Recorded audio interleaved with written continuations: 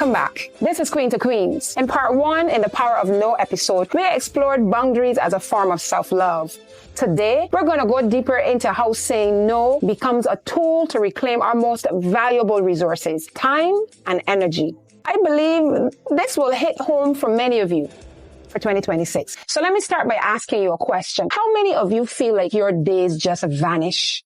You wake up, you start moving, you're on the go, answering calls, responding to messages, emails, texts, running errands, doing for everyone else. And before you know it, the sun gone down. And then when you finally lay your head down at night, you think to yourself, but wait, did I even live today? You see, time and energy are our two most valuable currencies. And once spent, you don't get them back. But too often, we're spending them without realizing it. We're giving them away to people, to obligations, to distractions, without stopping to ask if this is how God wants us to spend our life. The way you invest your time and energy will determine the quality of your life. So hear me. Saying no isn't about keeping people out. It's about reclaiming your time. It's about reclaiming your energy. It's about choosing intentionally how you want to live your life. Time is sacred. Let's start there. Time is the one resource you can never get back. You can lose money and earn it again. You can lose possessions and replace them. But once today is gone, that's it. It's gone forever. And that's why Psalm 90 verse 12 says, teach us to number our days that we may gain a heart of wisdom. Every yes you give to something that doesn't align with your purpose is really a no to what God has actually called you to do. And that's a sobering thought. Some of us are living tired, drained lives, not because we don't have enough hours in the day, but because we're scheduling everyone else's demands first and our purpose last. Let me give you an example.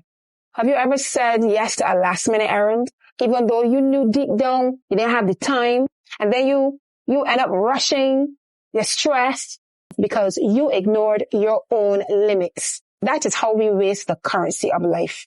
Queens, listen, when you value your time, you teach others to value your time too. Let's look at energy. Let's talk about it. Energy is a life force.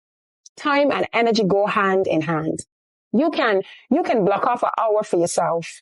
But if you don't have the energy, sis, that hour is wasted. We talk about time management, but the truth is energy management is just as important.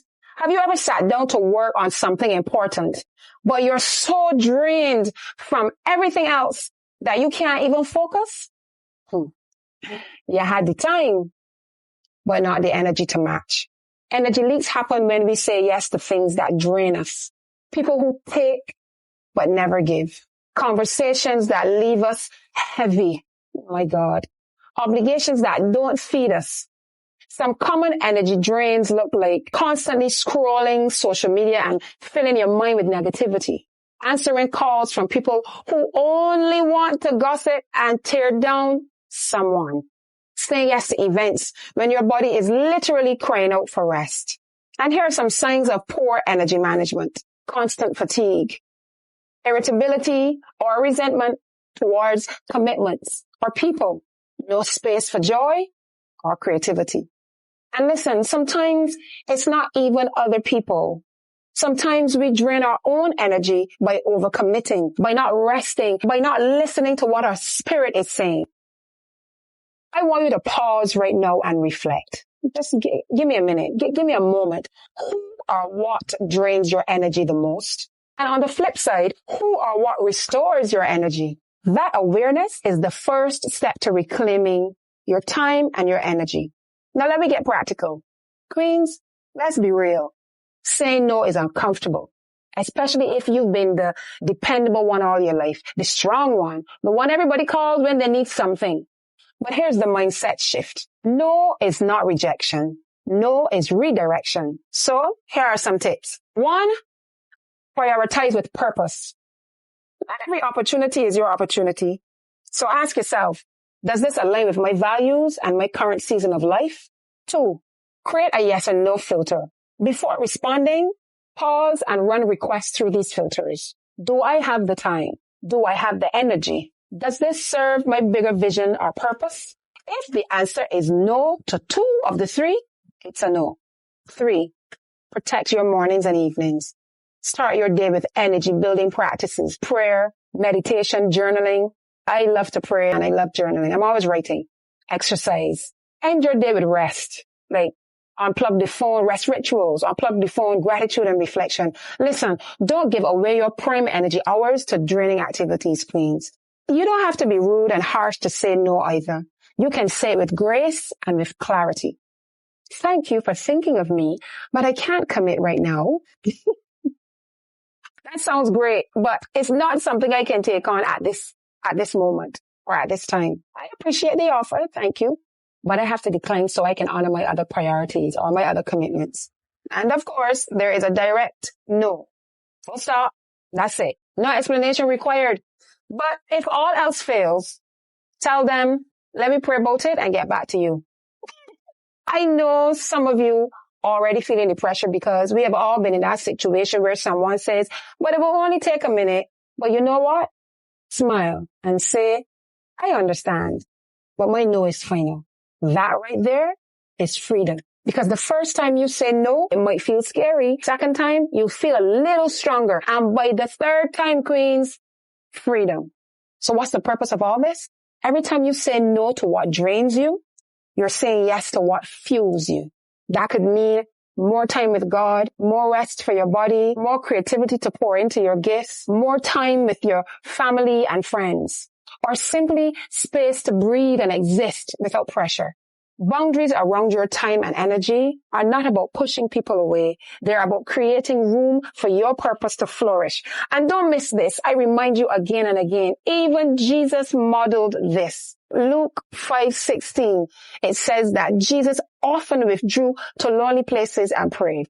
That means sometimes he said no to the crowd, no to the constant demands because he needed time with his Father. If Jesus needed to step away, queen, what makes you think that you can run non-stop without boundaries?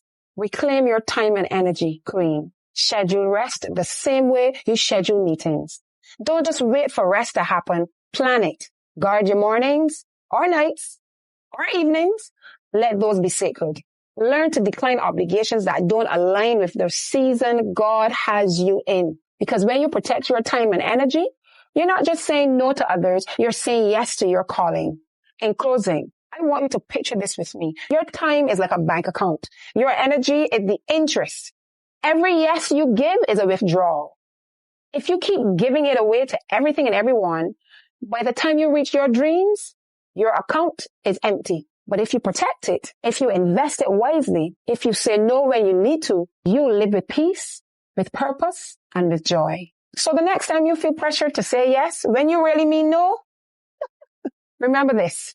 You're not being selfish. You're being a good steward of the life God has given you. Your no is powerful. Your no is sacred. Your energy is yours to guard. Protect your crown, protect your peace, and protect your purpose. Crown up, queens. I'll see you in the next one. Leave a comment. Encourage another queen today. God bless you.